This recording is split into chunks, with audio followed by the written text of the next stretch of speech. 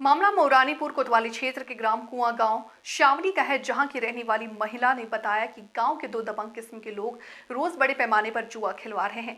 साथ ही किराने की दुकान की आड़ में अवैध रूप से मांस मदिरा का सेवन कराते हैं। जब नशा हो जाता है तो 1000 पर 50 रुपए रोज का ब्याज वसूलते हैं, जिससे दर्जनों परिवार तबाही की कगार पर आ गया है।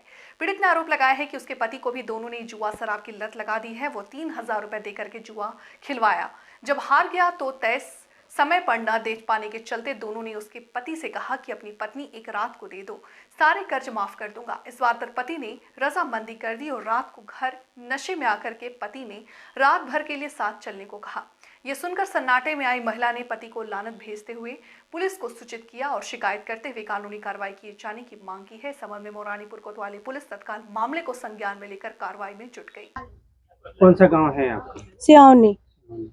ये क्या मामला है, क्या शिकायत है आपकी? ये शिकायत ही है कि मतलब हमारे जो पति हैं, जो मतलब दिवाली पे जुआ खेला इन्होंने, जुआ में मतलब पैसे मतलब उन लोगों ने उधार दिए। किसने उधार दिए? ये नन्नाजू है, एक गोटीराम महाराज है जिन्होंने पैसे दिए।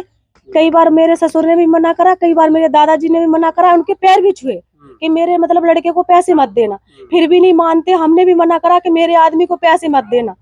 तो मतलब वहाँ बिठा के ताश खिलाते, वहाँ इनने किराने की दुकान खोल रखी, उसके पीछे कच्ची पक्की दारू बेचते हैं और वही मछली चिकन एकन बना के आदमियों को खिलाते। मतलब पति को जो भी जाते हैं उनको वहाँ खिला के पिला के, और जो गोटीराम महाराज है वो छूट डालते हैं। छूट डालने के बाद जो नन्नाजू है वो उधार दारू दे के और गोटीराम से पैसे दिलाता है, उधार मतलब उधार पैसे दिला के, और उधार पैसे दिला देगा। जब वो पति नहीं दे पाते पैसे तो कहते हैं अपनी औरतों के लेके आओ एक रात के लिए हमारे पास। आपसे कहा है? हाँ, हमसे कहा है, कई बार कहा हमने, कितने बार कर्जा दिया, जितने बार भी कहा उन लोगों ने। ठीक है, में अगर हार गए हो तो पत्नी को लाओ। हाँ, जुए में नहीं, जुआ हार जाते ना तो जैसे पति तो मजदूरी करता, वो तो चुका नहीं पाता क्योंकि पत्नी है, 2 बच्चे हैं, पढ़ाई लिखाई का खर्चा वो कहाँ से देगा।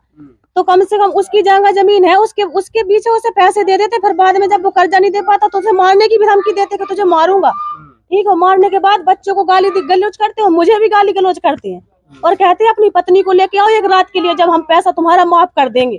अच्छा, हाँ, पुलिस से शिकायत की? हाँ, पुलिस से शिकायत की थी। कल मैं 1:30 बजे गई थी एप्लीकेशन देने पर, पुलिस ने आज अभी तक कुछ आई नहीं हमारे गाँव में।